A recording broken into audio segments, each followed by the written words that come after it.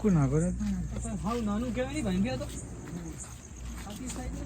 તો તોડવાનું ના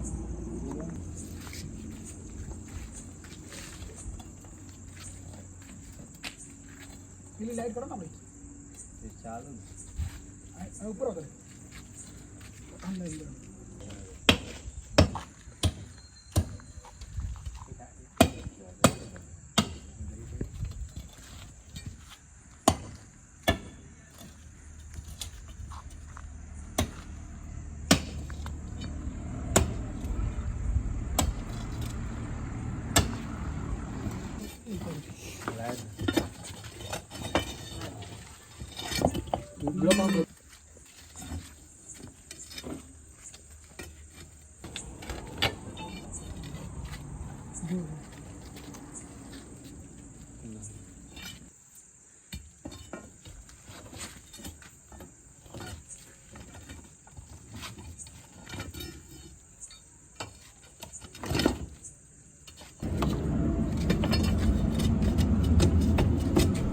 નમસ્કાર મિત્રો, આપણે સાપને રેસ્ક્યુ કરવા માટે અહીંયા આવ્યા છીએ.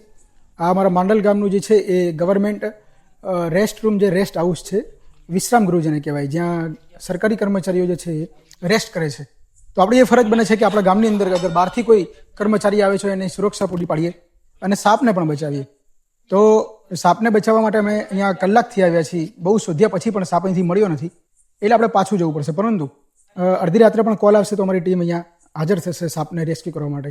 કારણ કે સાપને મારો નહીં, સાપને બચાવો. પ્રકૃતિએ એને જન્મ આપ્યો છે, પ્રકૃતિએ એને જીવન આપ્યું છે, એનો પણ અહમ ભૂમિકા છે એક બેલેન્સ જાળવી રાખવા માટે પ્રકૃતિનું. માટે એને બચાવવા જોઈએ. સાપ એ ક્યારેય તમને જાણી જોઈને મારવા આવતો નથી. ક્યારેક એવું બને કે આપણો પગ ઉપર આવી જાય અથવા તો આપણે એને છંછેડીએ અથવા તો કોઈ પણ આપણે પ્રકારની એને છેડછાડ કરીએ તો એ આપણને બાઇટ કરે છે. બાકી સાપ જે છે સામેથી કોઈ મારવાની વૃત્તિ રાખતો નથી કે બદલો લેવાની કોઈ વૃત્તિ રાખતો નથી. તો મિત્રો, ફરીથી મળીશું આપણે આવા જ વિડીયો સાથે. ત્યાં સુધી જય ભારત, વંદે માતરમ.